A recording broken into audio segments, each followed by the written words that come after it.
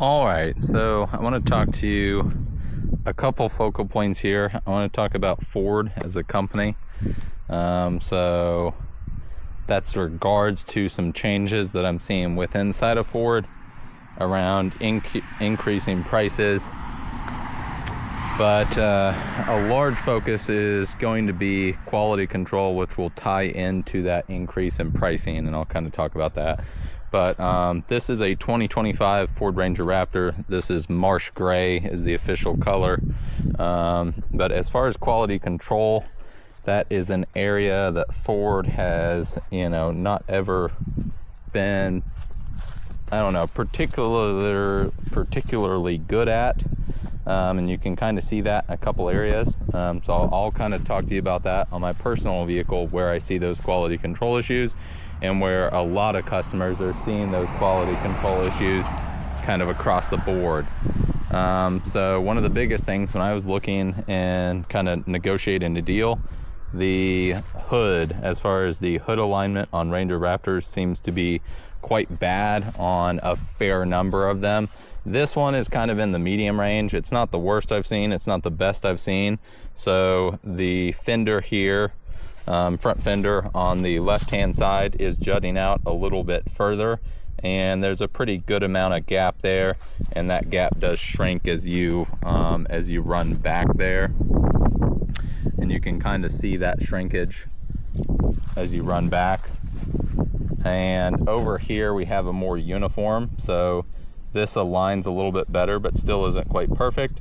And then you do have a more uniform kind of gap running back there.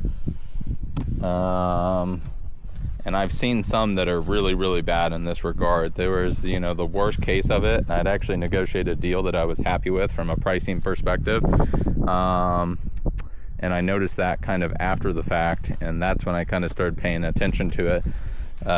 This was so off that, it was just blatantly obvious. I just didn't notice it. And it was so off to the point where I believe what occurred is that when the hood was closed, it cracked the casing for the front left headlight. And so even though it was a brand new vehicle with 17 miles on it or something, maybe been test driven once and then some mileage from the factory, this was already full of condensation and water.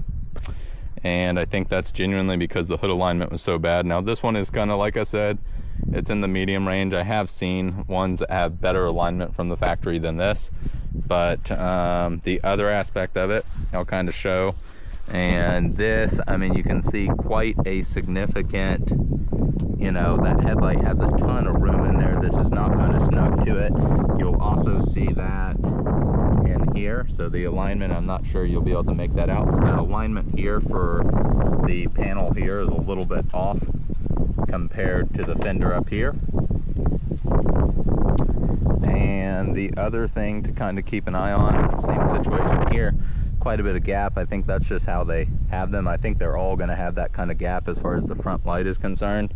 And then there's not quite perfect alignment there. Again, this isn't the worst example, it's not the best example. The other area that you're going to see quality control issues is going to be right here. A lot of times in the factory they're using these are just too small. I don't know how that mix up is occurring, and these will be incredibly loose and they'll fall out, or they'll be out immediately. And I think they are making some changes to that. From what the Ford technician said, the ones that replace these actually screw in, which is kind of interesting. And now let's talk about the back. Like mine is missing some of those. So you can see there, it's missing, and missing. The rest of mine looks to be fine. That's something that's really easy to address as far as just going to a dealership. They'll get the correct one ordered in, and that's really easy to change out. But stuff like hood alignment, I think if the hood alignment is to a point where it bothers you, you just shouldn't make the purchase. That's just my opinion, just because I don't quite trust I don't trust it to ever be done correctly. So if you're you know, not satisfied with the hood alignment on the one that you're looking at, I would stay away from it, because I don't think a service department's going to get it correct either. I think it's going to be something that bugs you. Now the other area that you'll see some misalignment is going to be the tailgate there. So you can see here, this sits higher, and I don't know if you'll kind of see that, but this sits higher. And then if we come over here, we're perfect. As far as the spacing here, it's good. It's uniform between either side, so that's pretty normal. But there's a slight misalignment there. And then I do want to kind of talk about the usability of a Ranger Raptor. As far as like, if you're actually going out and adventuring, this is going to get dirty really, really quick. And I have not found a successful way as far as actually cleaning that. You can kind of see, and this is a Ranger Raptor that, you know, got dirty pretty much immediately. And this step, even though I've, you know, pressure washed it and whatnot, and I go through a wash pretty often, is very, very dirty. I know you say, you're like, oh, you go through a wash often and your car is incredibly dirty. Yes, it is incredibly dirty today, and it stays pretty dirty for the most part. But yeah, I mean, let's step inside and talk about a couple things there. Now, some of this stuff is things I've mentioned, but this is kind of just focused around that aspect of it. So we'll talk about the Ranger Raptor from an interior perspective. The screen design, I think it looks really good. It blends in with the vehicle really, really well. I do not like having your controls kind of blended into there. I am an old man in that regard. I want a physical button, and you do have some physical buttons. So this would be for your temperature, turning it up and down and whatnot. And then, you know, got your hazard there, got the circulation, you got some physical buttons, but a lot of those controls are going to be hidden in here. And it's a kind of laggy, for, I think this is on sync 4. Could be mistaken, not sure about that, but it is kind of laggy. It's not the worst, it's not the best. You do have wireless Apple CarPlay and wired. If you don't want to lag for that, you're probably going to want to run it with a wire, because wireless is going to be really laggy. And that's uniform across all brands that I've experienced. That's just the nature of the beast. But the wheel design, I do quite like it. You've got the Raptor graphic there, and I enjoy that. I enjoy kind of your racing stripe here, so you know what is centered. I enjoy, from a looks perspective, the Alcantara. As far as when you pick it up in a dealership, you're gonna love that. It's here on the sides, it's on the seats. It's kind of different material on the seat there, but it's relatively similar. And then it's on the dash. But if you're actually in some sort of like off-road environment, that's something that's going to look really, really rough, really, really quick, because it's hard to actually get the material, you know, get like dirt and stuff out of this material. And a lot of the times, if you're on a more challenging off-road environment, you have to have the windows down, because you're talking to someone that's spotting you outside of the vehicle. So having those windows down, or I guess you could use a walkie-talkie if you want the windows up, but I'm just a windows down kind of guy. And then this gets dirty and it's hard to clean. Now the leather, if it gets a little bit of mud on it, really, really easy to wipe off, easy. As far as that's concerned. The other kind of quality standpoint, not from like a manufacturing perspective, but just a material choice, is going to be this dash is incredibly thin. I know you're not going to see that on camera, but if you go and purchase one of these, I mean, it's just thin everywhere up here, and it's just really flimsy. And I think as the plastic becomes brittle over time, I think maybe 10 years down the line, you'll actually have to have this entire piece replaced, because especially if you're doing more off-road type stuff, this will get brittle over time. You're having a lot of impact, a lot of vibration if you're doing an off-road kind of use of the vehicle, which is what it's centered around. I could see this becoming brittle and cracking as time goes on. It's not an area you touch a lot. I will talk to you about the audio. It's got B&O audio, which is a pretty good name as far as that's concerned, but I would not say it's that impressive. It's got pretty good bass, it's got good clarity. I think that the actual setup just isn't that impressive, because what you run into is that it's not a very immersive kind of audio experience, although it, you know, there's good clarity, there's good bass, those things are pretty good. Now the seats, I absolutely do love the seat. I love that you get bolstering. I think Ford, as far as all the vehicles in this lineup, there is not a manufacturer, whether it's Toyota or you know, Chevrolet or whoever, there's just no one that does kind of the special factor. But here's an example as far as that touch. So for the passenger, they would hit that, right? You would come down here, you would hit this, and then your heated seat would come on. I guess it doesn't come on unless the vehicle is running, actually. But you would hit that and it would come on. Maybe we'll just start the vehicle so I can kind of show you. So you would hit that, and then your heated seat, you can see, came on, and you would tap it to get your different levels. And that's pretty easy for the passenger. Now, as the driver, this is where it will have your heated seat, and it will also have your steering wheel. So you hit there, and then you hit which one, and that's like, you know, there's too many steps. It's not clear and easy as far as that's concerned, or as easy as having a button. It's not like that horrible or anything. I will show you some MPG there. So that is 177.2 miles, 18.2, very standard driving. I can show you trip one, which is almost the mileage of the vehicle, 16.1, but that's over 2,419.7 miles, which is almost the same mileage on the vehicle you see there. But yeah, I just wanted to kind of give you a living with a Ranger Raptor and talk to you about primarily the quality control. Now, where I want to tie that in and talk about Ford as a company is that I do have a ton of appreciation for Ford as a company.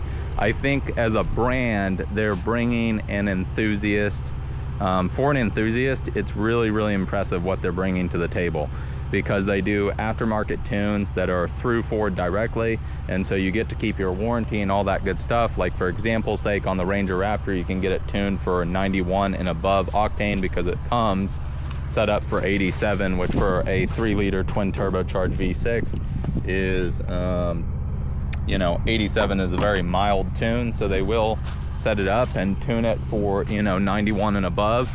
And it's a tune that will learn and adjust as time goes on, and it will put you at a total, you'll have a power of, it's 455, and then you'll have 536 foot-pounds of torque. Compared to the way it sits now, it's 430 foot-pounds of torque and 405 horsepower. But with that tune, it is a pretty good jump. The horsepower jumps a little bit, the torque is a big difference. And they also, within that tuning, will change the algorithm that's handling the shifting, and I've heard that it makes a pretty big difference. So, and I do think the 10-speed, I do agree with a lot of people as far as it's just a little busy, and it's not necessarily the quickest shifting transmission either.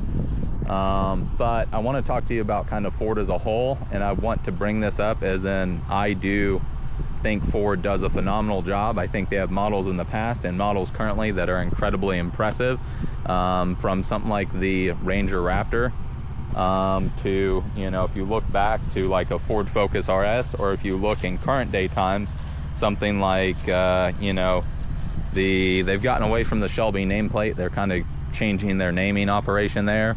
But you've got the Dark Horse SC, which is basically it's a Shelby GT500, and the only difference is that they've moved price from, I think, the original Shelby GT500, which again, these are very similar cars. If you look at the last gen Shelby GT500 and the current Dark Horse SC, which is just, they're, you know, night and day. It's basically, you would think of it as a mid-cycle refresh, but in that mid-cycle refresh, they brought pricing up significantly, even though there haven't been changes that in my eyes would increase cost of that vehicle to provide to the consumer. So why is there such a jump? I think as consumers, no one likes to pay a ton more when they're actually they're not being given a lot more. And I think the market is kind of after more affordable vehicles as we go into a climate where, you know, we've seen quite an increase in inflation over the current years. This is kind of getting out of that, you know, COVID era. So we're starting to see that inflationary kind of, whether it's at the grocery store, whether it's purchasing a truck, it doesn't matter what it is. You're probably noticing those increase in costs while not noticing an increase in your individual pay quite often, right? So what's happening there? So some extent, because of that inflation, they have to Ford has to increase that price, right? Because they need to assume same profit margin. But they have increased price significantly. I think a Shelby GT500, when it, you know, last generation was around 78,000 with no options. And I think when we look at the new, quote unquote, Dark Horse SC, which it does have some changes, don't get me wrong. They're taking kind of what they've learned from the $300,000+, what is it called, Mustang GTD. So they're taking what they've learned from that, the development of that, and they're kind of help to tweak the Shelby GT500, and then they're updating it from a styling perspective, which is why I would call the Shelby, you know, it's a mid-cycle refresh for a Shelby GT500 is what the Dark Horse SC is in my eyes. But it's with a massive increase in cost. The new kind of base point that you're looking at is $105,000, 106 or 104, somewhere around there. So we're talking an increase of around $25,000. Although we have certainly seen an increase in inflation, it is not to that extent. So they're not just ensuring the similar profit margins. And I think where a lot of that comes from is Ford can't get their quality control right. So what we're gonna see across the board from Ford products is a substantial increase in cost, even though we're not getting necessarily a substantial change in vehicle quality or a substantial change in capability from Ford. We're just seeing that they want to increase their profit margins. And perhaps, you know, I think what I would say to Ford is that if you want to increase your profit margins, a huge part of that is provide a product that has better quality control, learn how to provide quality control, and you will have a higher profit margin just because you're spending less money fixing things after the fact, whether that's little things or larger issues and not having enough R&D or enough thought through kind of engineering behind something. Like here, we'll again talk about this as an example of not worrying about, you know, long-term aspects of it. This vehicle is set up to where I'm pretty sure the factory calls for a synthetic blend, so be 50-50, and you are running a twin turbo 3-liter V6, and if you're getting it tuned, especially, you know, and in this state it is a pretty calm, pretty normal vehicle. But if you're getting that tune, and even if you weren't, I would really suggest that you run a full synthetic, because you have forced induction, which is incredibly, you know, there's a ton of kind of heat element to that. Oh, that's kind of cool. You can see this is actually an active, so they've closed up this ventilation here, but this is active, so if it needs more cooling, these shutters here will open and give it better cooling. Right now they're shut, but that's kind of cool. Wanted to show that to you. But yeah, I think back on subject, Ford is doing a massive increase in cost on their products. We're going to see that across the lineup, right? We're going to see that massive increase, and we're not necessarily getting more for the money. They're just giving you a different look, making some tweaks down the line, and then increasing cost by 20-25% to the consumer base. If you want to have heavier, higher profit margins, Ford, I think you should learn to build a car that has higher levels of quality control before it's released to the general public. And again, this comes from someone who absolutely thinks that Ford is a brand that provides many vehicles that are in that enthusiast market. And I think a lot of the engineers, a lot of the people at Ford have that enthusiasm for car versus just having something more boring in a boring lineup that's just about making, you know, blah, blah, blah levels of profit. So kind of sad to see Ford go that direction, but I think that's kind of what is occurring. I will say, if you're new to trucks and you're used to having a car or something, you are probably going to miss having a trunk, because you will have lots of stuff living in the back seats, or at least I do. Everyone's different, has different needs. Of course, you can do a bed liner and get a cover and then make a massive trunk, but it's not quite as useful, because if you make this into a massive trunk, right, you know, there's only so much reach that I have, so you will miss the trunk a little bit if you're coming from a car, I think. But yeah, just wanted to have a conversation about quality control and kind of the things that I'm seeing as far as Ford is concerned. But I think that wraps it up. Hope you all are enjoying your Friday.